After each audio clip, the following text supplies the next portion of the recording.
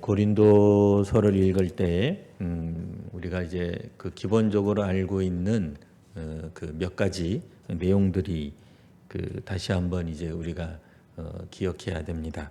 이 고린도 교회가 이제 초대교회 중에 하나였습니다. 종종 예전에는, 요즘은 그런 얘기 거의 잘 하지 않는데요. 예전에는 초대교회로 돌아가자, 이게 또 교회들마다 표로 많이 삼았던 또 그런 내용들이 있죠. 근데 이 초대교회가 오늘 우리들이 상징적으로 초대교회를 그리워하고 또 초대교회가 가졌던 어떤 생동감 혹은 이제 성령의 능력 안에서 역사하는 어떤 그런 놀라운 현상들, 이런 부분들은 분명히 우리가 본받고 또 흠모할 만한 내용이기는 하는데, 문제는 이제 한 2000년 전에 있었던 이 초대교회가 오늘 우리들이 상상하고 기대하는 것만큼 아무런 문제가 없고 또 성령의 충만으로만 가득했던 교회냐? 결코 그렇지 않습니다. 오늘날 우리 이 시대의 교회보다도 어떤 면에서 보면 더 문제투성이었던 모습을 아예 적나라하게 드러내고 있습니다. 그 대표적인 초대교회 중에서도 특별히 그 문제가 많았던 교회가 바로 고린도 교회라고 말할 수 있습니다. 그래서 고린도 전서나 고린도 후서를 읽다가 보면 과연 이게 초대교회의 모습이었겠느냐, 뭐 초대자 빼고 뭐 현대의 교회라 하더라도 이게 교회일까 하는 모습이 이 고린도 전서와 후서에 나타납니다. 그러므로 이제 뭐 우리 여기 지금 오신 분들이 뭐 신앙생활 1, 2년 하신 분들이 아니죠. 뭐 수십 년 이상 하신 분들이기 때문에 뭐 저도 뭐 성경에 있는 그대로 설교하기가 좋습니다. 만일 초신자라든지 뭐 전도용 설교를 한다 그러면 고린도서를 참 이 본문으로 잡기가 참 어려울 정도예요. 그러면 이제 고린도 교회가 가졌던 첫 번째 문제가 뭐냐? 그러니까 고린도 이제 지금 1장을 읽고 있기 때문에요. 첫 번째 문제는 뭐냐? 고린도 교회 내에 분쟁이 있었다라고 하는 겁니다. 그럼 어떤 갈등이 있었겠는가? 뭐 우리 성경을 통해서 아시는 바와 같이 교회 지도자들을 중심으로 교회가 분열되어 있었습니다. 나는 누구 파다 이러면서 분열이 되어 있었다. 뭐 나중에는 뭐 심지어는 나는 뭐 그리스도 파다. 이게 뭐겠어요? 그러니까 나는 뭐 이거 저거를 다 포함하는, 나는 아주 우아한, 아주 폭넓은 그런 어떤 신앙적 자세를 가지고 있는, 포용력을 가지고 있는, 혹은 어떤 파보다도 훨씬 더 강력한 믿음을 자랑하는 그리스도 파까지 나오게 된 겁니다. 한마디로 요약하면 이 고린도 교회 내에 있는 사람들은 자신들의 신앙을 자랑한 겁니다. 아볼로파가 됐던 뭐 게바파가 됐던 뭐 나는 바울에 속해 있던 신앙의 어떤 열정적인 사람들 혹은 능력 있는 사람들, 이런 사람들을 중심으로 신앙적으로 더 우수한 쪽이 어디냐?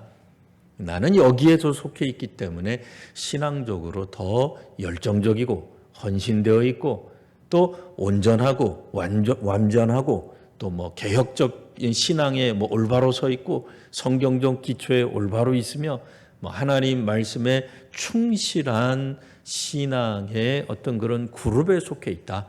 이걸 이제 자랑한 겁니다.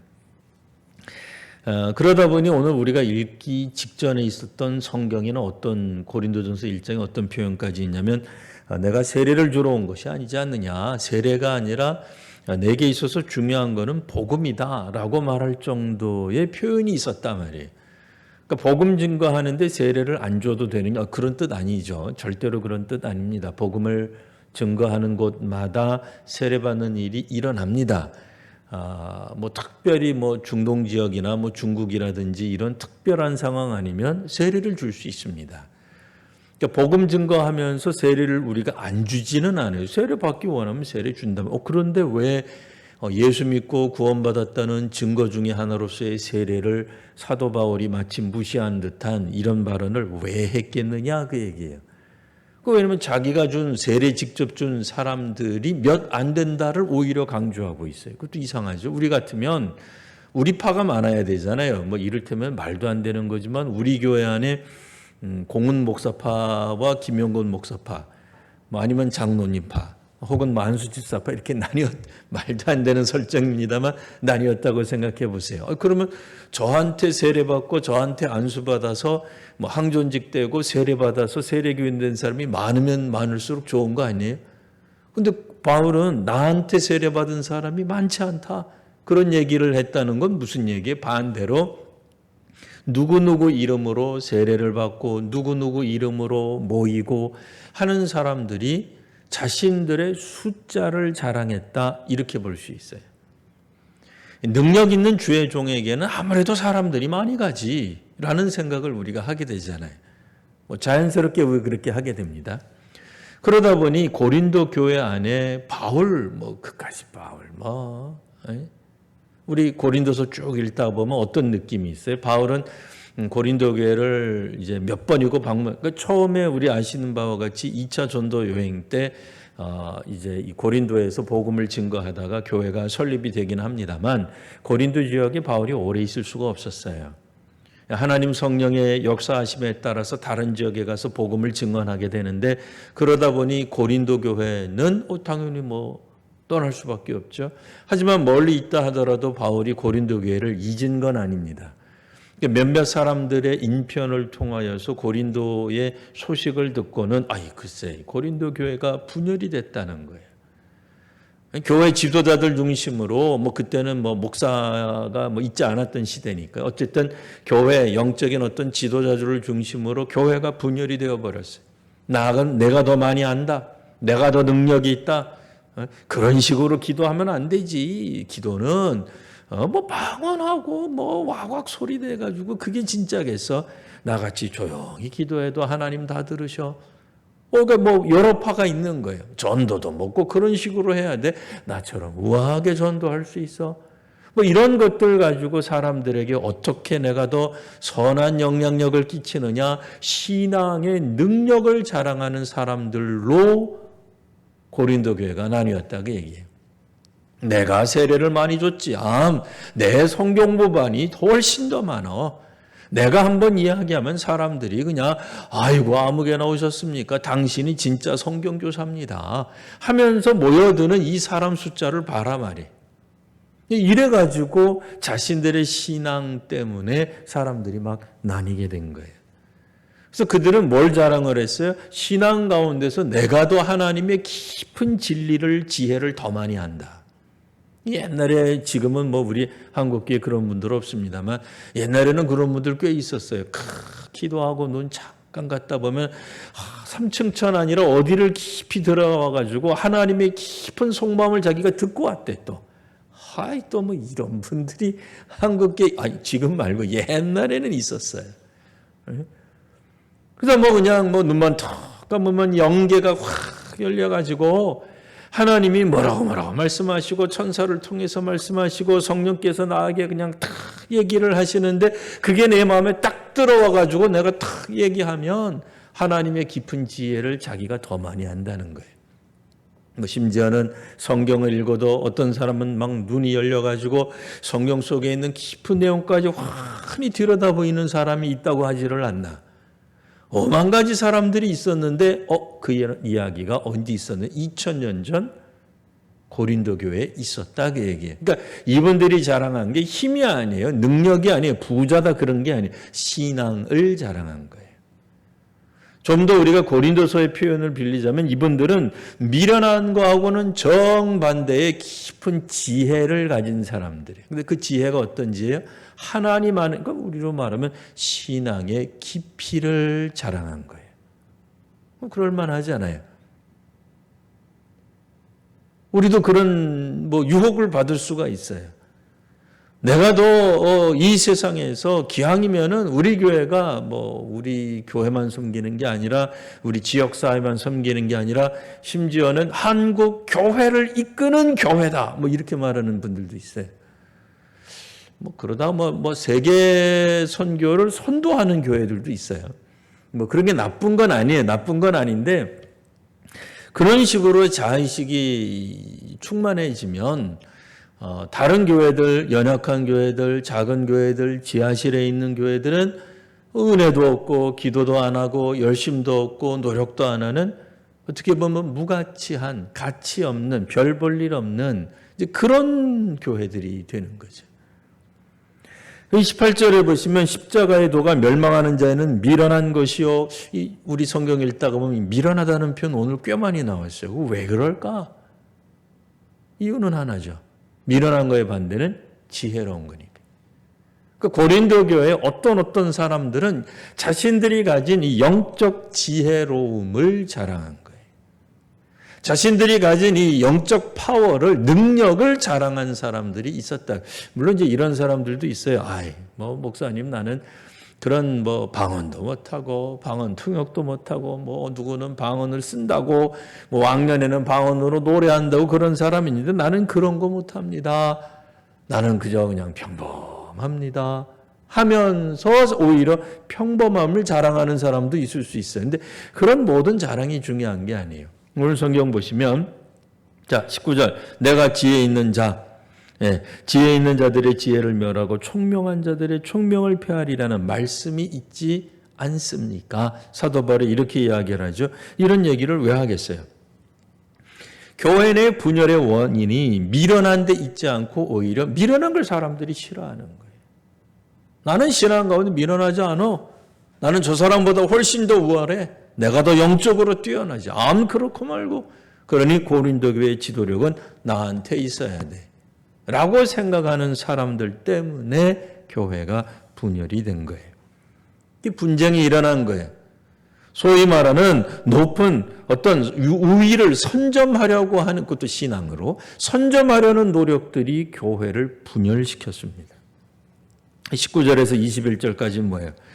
근데 그런 이 사람들이 자랑하는 지혜, 똑똑한 것으로 과연 하나님 알 수 있느냐? 알 수 없다 그 얘기예요. 우리 인간의 지혜로 과연 구원받을 수 있느냐? 없죠, 당연히. 우리가 신앙적 지식이 많고, 뭐 성경의 지식이 많고, 뭐 연계를 뭐 하루에도 몇 번씩 들락날락 거린다고 해서, 혹은 우리 한번 설교하고 기도 한번 해가지고 내가 전도해서 1년에 수백 명이 수십 명이 믿고 그것 때문에 내가 천국에 가면 더 큰 어떤 영향력을 끼치는 그런 사람으로 여긴다 그러면 안 되는 거죠. 그래서 오늘 성경에 보시면 자 21절 지혜 있는 자가 어디 있느냐 선비가 어디 있느냐 이 세대의 변론가가 어디 있느냐 자 지혜 있는 사람 우리 한국어로 선비 이게 이제 조선시대 번역되니까 선비가 나오는 거예요. 그렇죠?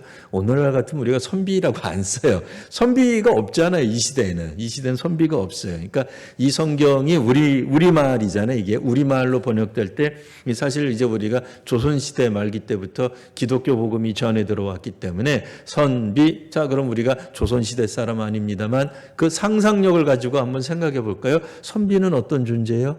학식 있는 사람. 보통 수준의 뛰어넘는 사람, 양반 중에서도 선비다. 그러면 고고한 사람들이. 그러니까 조선시대로 말하면 양반의 자제, 그런 신분, 사회적 신분의 개념이라기보다는 선비, 이 사람들은 기본적으로 지도자예요. 뭐 그분들이 진사가 됐던, 구품이든, 그런 벼슬이 있든 없든 중요한 게 아니잖아요. 마을에 있어서 선비, 그러면 무조건 존경하는 거예요. 그런 사람들 아니에요. 자, 그 다음에 변론가 뭐예요? 오늘 우리로 말하면 변호사 같은 사람이에요. 말 진짜 잘하는 사람이에요. 하나님에 대해서 이야기할 때, 간증 이야기할 때 1박 2일, 아니 3박 4일도 부족할 만큼 하나님에 대해, 교회에 대해, 신앙에 대해 달변가. 우리 마음이 혹하지 않겠어요? 우리가 고린도 교회 교인이라고 생각해요. 우리 예수 믿은 지 얼마 안 됐어요. 막 궁금해 죽겠어요. 정말 예수 믿는 게 뭔지 정말 알고 사모하고 하나님 말씀에 대해서 조금이라도 더 알고 싶은데 누군가가 나타나서 달변으로 얘기를 해주는 거예요. 기가 막히죠. 그거 더 듣고 싶지 않겠어요?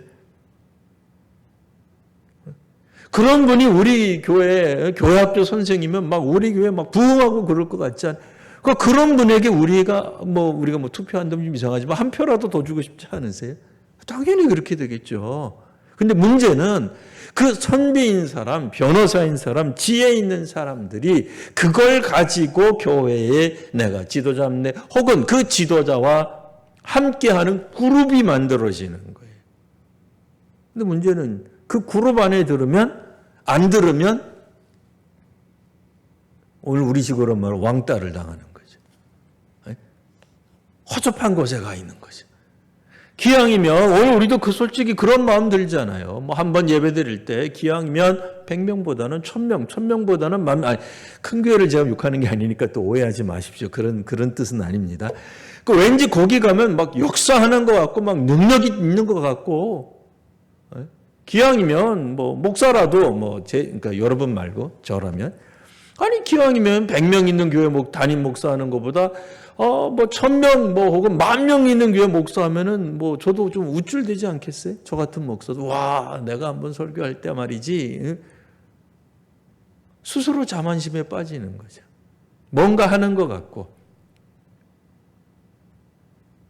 작은 교회 목회자들 다 불러보다가 놓고 당신들 그렇게 목회하면 안 돼. 내가 코치해 줄게. 내가 컨설팅 해 줄게. 있어 보이잖아요.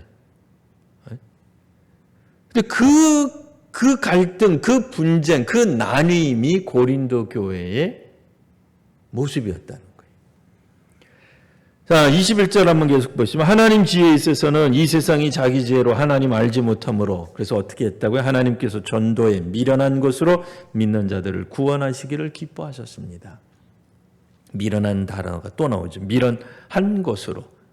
하나님이 사용하시는 방법은 전도, 그냥 선포하는 거예요. 그러니까 뭘 선포했다는 거예요? 십자가의 도를 선포한 거죠. 복음의 핵심은 뭐냐? 세례가 아니에요. 내가 누구한테 어떤 걸 가르쳤느냐? 나를 통해 가지고 예수 믿게 된 사람들이 많아졌다는 데 있지 않고, 복음의 핵심은 십자가에 달리신 그리스도를 전하는 거예요. 근데 사람들이 거기서 자꾸 그 경계선을 자꾸 넘어가는 거예요. 내가 세례 준 사람이 몇 명이지. 내가 개척한 교회가 몇 개지. 나 때문에 그게 무가치하거나 아무 의미 없다든지 전도하지 말고 그런 뜻이 절대로 아닙니다. 우리 전도해야 돼요. 세례 베풀어야 돼요. 기왕이면 할 수만 있으면 훨씬 더 많은 사람들에게 오늘 우리가 생명이 다하는 날까지 복음 증거해야 합니다. 근데 복음 증거란 게 뭐냐? 십자가에 달리신 그리스도, 십자가에 달리신 메시아를 전하는 일이에요. 내가 아니라, 바울이 아니라, 아볼로가 아니라, 게바가 아니라, 심지어는 이 모든 것들을 뛰어넘는 아주 우월한 신앙의 높은 경지에 든 그리스도파도 아니다, 그 얘기예요. 요 얘기는 무슨 얘기인지 아시죠? 이 고린도에서 나오는 표현입니다. 자, 그러니 22절, 유대인들은 표적을 구하고 헬라인은 지혜를 찾습니다. 이게 굉장히 우아한 거예요. 유대인들에게는 표적 보여주면 금방 죽는 거예요. 신앙을 갖는 거예요. 헬라인에게는 가장 좋은 전도의 접촉점이 뭐냐? 지혜다 말이에요. 헬라인들은 지혜를 찾아 다니기 때문에 지혜 문제, 철학 문제 가지고 접근하면 헬라인들은 끊임없이 그 소위 말하는 복음 증거하는 사람들에게 붙들고 이야기하고 그럴 거예요. 근데 그 방법으로 전도 안 한다 그 얘기예요. 23절, 우리는 십자가에 못 박힌 그리스도를 전하니. 이걸 왜 자꾸 강조할까 바울이? 계속해서 볼까요? 유대인은 거리끼는 것이요 이방인에는 미련한 것입니다. 그렇죠. 유대인들이 볼 때는 신이란, 메시아란, 여호와가 계시다면 당연히 능력의 주님이에요. 홍해를 가르시는 주님이어야지. 어떻게 하나님이 십자가에 달리냐? 어떻게 우리를 구원하는 방식이 십자가에서 죽는단 말이냐? 그러니까 유대인들은 믿기가 어려운 거. 오히려 구약에 가지고 있었던 구약이 다 나쁜 게 아닙니다. 그것도 오해하시면 안 됩니다. 구약에서 가지고 있던 그들의 어떤 그 메시아상이 오히려 그들로 하여금, 그러니까 그들이 알고 있는 구약적 지식이 그리스도께 나가는 하나님의 새로운 방법을 오히려 막는 장벽이 되고 마는 거예요. 헬라인에게도 마찬가지죠. 헬라인들에게는 지혜로워야 되는데 뭔가 풀어낼 만한 이야기들이 많아야 되는데 아니 그 무슨 구원자가 그 지식자가 죽었대. 뭐 더 이상 할 얘기가 없잖아요. 아니 뭐 잠깐 뭐 3년 동안 활동하다가 죽었대. 이게 뭐야 이게. 새로운 것도 없고. 그래서 이런 이야기를 왜 하는 거냐? 25절 하나님의 어리석음이 사람보다 지혜롭고 하나님의 약하심이 사람보다 강하니라. 25절 왜 나왔겠어요?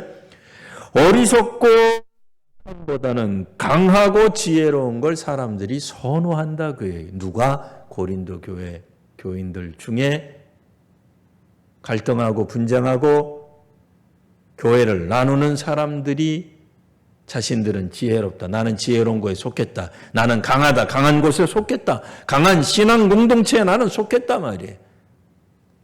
그런 거 서로 자랑하는 거예요. 교회가. 내네 교회 몇 명 전도했는데 나 몇 명 전도했다. 전도 자체가 나쁜 게 아니라고 아까 다시 한번 말씀드립니다. 근데 우리가 그런 거 가지고도 자랑하잖아요. 너희 재정이 얼마니? 우리 재정이 얼마다? 너희 그 뭐 개척교회 몇 개 세웠니? 우리 몇 개 세웠다. 우리 교회가 훨씬 더 강하네. 능력 있네. 선한 영향력 끼치. 선한 영향이 다시 한번 말씀드리지만 나쁘다는 게 아닙니다. 그런 걸 가지고 교회가 분열이 돼. 놀랍죠? 왜 그러겠어요? 그게 복음의 본질이 아니기 때문에 그래요. 근데 왜 이게 자꾸 걸려 넘어져요? 사람들은 자꾸 착각하는 거예요.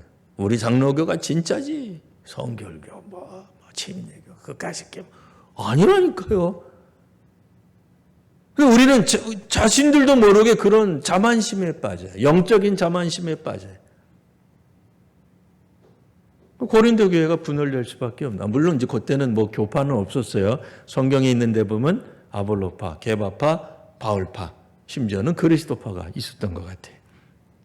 하나님의 약하심이 사람보다 강하니라. 하나님은 어리석은 하나님은 약하신 모습으로 전도하고 있다. 그러니까 만일 우리가 복음을 증거하려면 어떻게 해야 돼요? 우리도 하나님의 모습을 따라가야죠. 하나님 방법 따라가야죠. 하나님의 선교의 방법이 우리의 선교의 방법이 돼야 되잖아요. 그러면 하나님의 약하심과 하나님의 어리석음이 우리 가운데 있어야 되는데 우리는 전도할 때 역으로 어떻게 했다고요? 고린도 교회 어떻게 했다고요? 지혜로움을 이야기하고 강함을 이야기한 거예요. 뭐 나한테 와라. 내가 안수하면 다 나. 그걸로 강조한 거예요. 자, 그래서 26절 형제들아 너희들 부르심을 보라. 육체를 따라 지혜로운 자가 많지 아니하며 능한 자가 많지 아니하며 문벌자가 많지 아니하도다. 우리 그러지 않았습니까? 우리 중에 우리 자신을 보세요. 우리가 육체를 따라 이 세상 기준으로 볼 때 지혜로웠습니다. 물론 없다는 건 아니에요. 근데 지혜로운 자가 많지 아니하며 훨씬 더 많은 사람들은 지혜롭지 않았습니다. 능하지도 않았습니다. 문벌 좋은 자가 많지도 않았습니다. 근데 우리 부르셨잖아요. 근데 왜 예수 믿고 나서는, 왜 하나님 영접하고 나서는 지혜롭고 능하고 문벌 좋은 걸 왜 자꾸 자랑하냐 그 얘기예요. 자신은 신앙의 순수 혈통이다. 그거 왜 자랑하냐 이거예요. 우리가 지금 성골이요 진골이요. 그거 왜 자랑하냐 이거예요.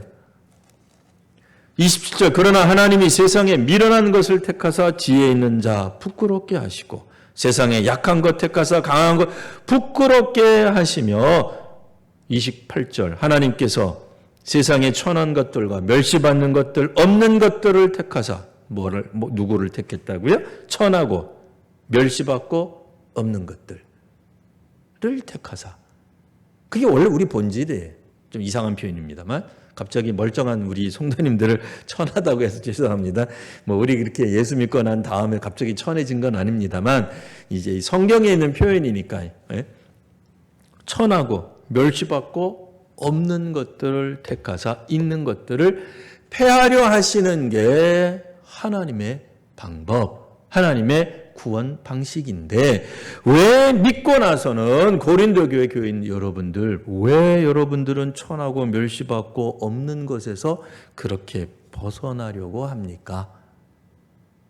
라는 뜻이죠. 또 잘못 읽으면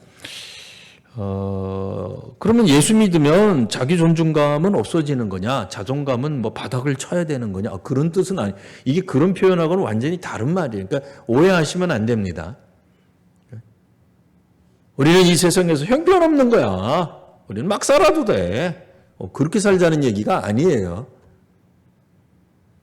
자존감도 없이 그렇게 살아가라 뭐 그런 얘기가 아니라 이게 예수 믿고 난 다음에 우리가 지금 하나님이 우리를 이끄신 방법, 택하신 방법, 전도하고 살아가게 하시는 방법이 뭔지를 처음에서 벗어나면 안 되는데 자꾸 고린도 교회는 반대로 가려고 하니까 교회가 어떻게 된다고요? 분쟁이 일어나는 거예요.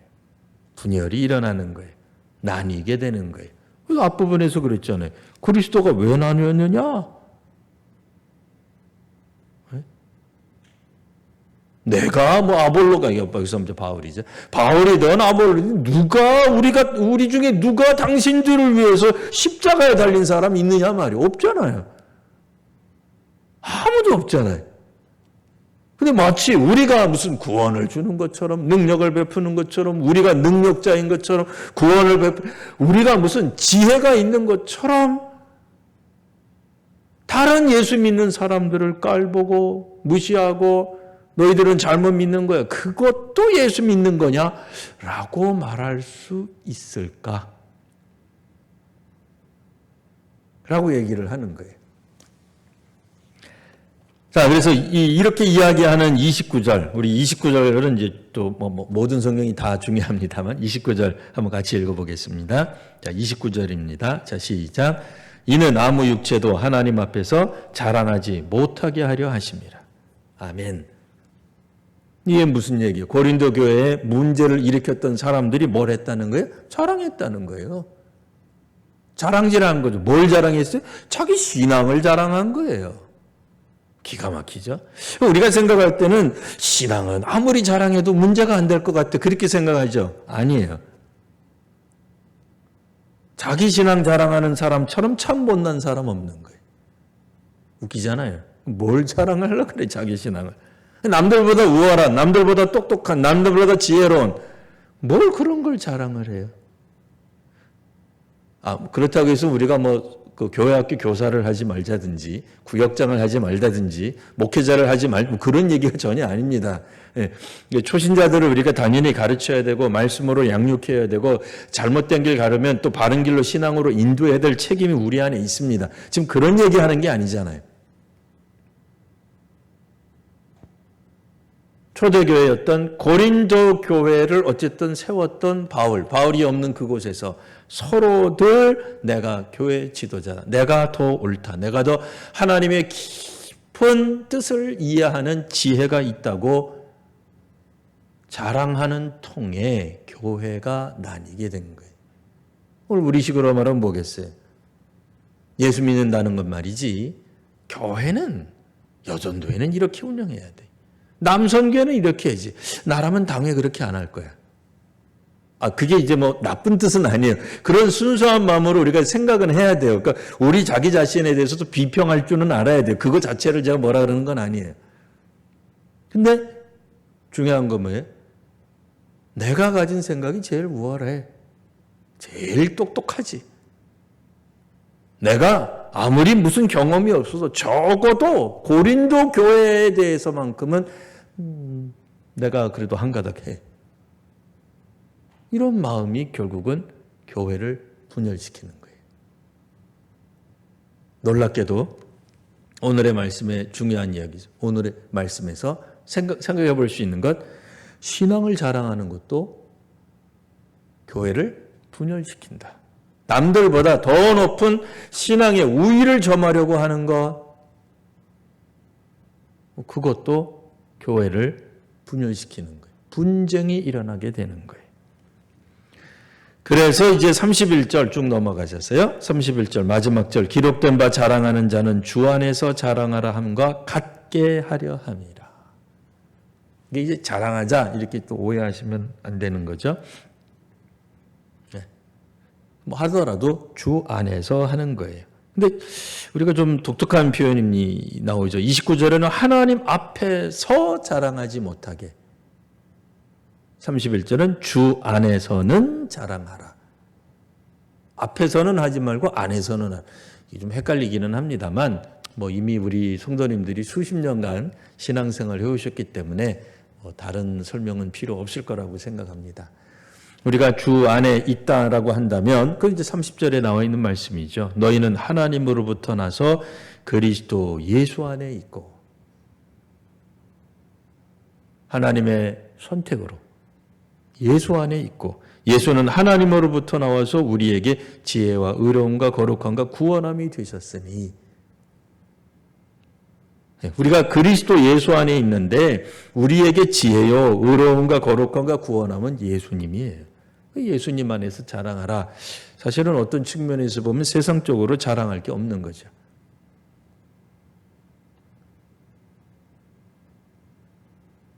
고린도 교회가 가졌던 이 독특한 문제, 수많은 문제 중에 이제 처음 이제 나온 이제 문제죠. 그래서 십자가에 달리신 그리스도를 증언하는 사도 바울의 이 증언, 왜 자꾸 강조하느냐?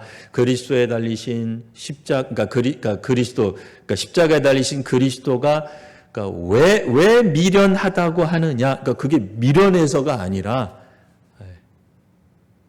우리 자신의 미련함을 알라는 얘기죠.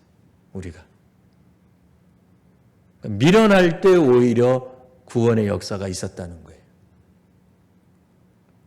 우리가 부르심을 받을 때 우리는 지혜로운 자가 많지 않았고 능한 자도 많지 않았고 문벌 좋은 자가 많지 않았어요. 그러니까 이제 뭐 바꿔 말하면 미련했다 그 얘기죠. 미련한 우리를 주께서 부르셔서 구원받게 하셨는데 왜냐하면 이 세상의 지혜로 하나님을 알 수가 없고 이 세상의 지혜로 구원받는 게 아니기 때문에 그래요. 그런 면에서 우리가 다시 한번 신앙으로 돌아간다고 하는 것, 신앙의 기초 가운데 있는 것, 아무래도 이제 고린도 교회는 이방인 교회였잖아요. 이방인 교회. 그러다 보니까 헬라적 영향, 로마의 영향을 자꾸 이제 받을 수밖에 없었습니다. 그러니까 세상의 어떤 그런 영향, 세상의 어떤 세파, 세상에서 생각하는 어떤 시대 정신이 교회로 자꾸 들어오게 되는 거죠. 그러니까 원래 이 헬라 시대 때, 그러니까 그리스 로마 시대 때 중요했던 게 뭐냐면 언변이었어요. 그것이 뭐 조곤조곤 이야기하던 웅변술로 얘기하던 뭐 우리가 알고 있는 뭐 소크라테스, 플라톤, 뭐 아리스토텔레스 이런 어떤 철학자들이 주로 이제 웅변 같은 걸 많이 한 거거든요. 논쟁을 많이 한 거거든요. 이제 그런 어떤 말들, 철학적 수사학 같은 것들을 통해서 상대방을 설득시키고 이겨내는 그게 이제 최고였거든요. 지식. 그러니까 그리스도를 아는 것, 그리스도를 복음을 증언하는 것도 그런 방식이면 많은 사람들에게 우대받고 존경받고 또 이렇게 이제 생각을 했지만 그런 방식으로 우리가 주님을 믿는 게 아니다. 또 전도도 그렇게 하는 게 아니다라고 얘기해주고 있습니다. 오늘날 우리 시대에 과연 전도가 어떻게 될런지 그거는 이제 오늘 본문에서는 다 다루지 못했지만 또 우리가 계속해서 다음 주 혹은 또 수요일 계속 진행하면서 또 매일같이 우리 성경을 읽으시는 가운데 주께서 우리들에게 주시는 말씀이 또 우리에게 깨달음이 되고 또 우리에게 귀한 또 하나님의 음성으로 들려지는 귀한 은혜가 있으시기를 바랍니다. 기도하겠습니다. 거룩하신 주님, 주님이 주시는 은혜가 우리 모두에게 넘치게 하여 주옵소서. 오늘 저희가 그다지 지혜롭지도 못하며 또한 능력이 있지도 못함을 다시 한번 깨닫게 하여 주옵소서.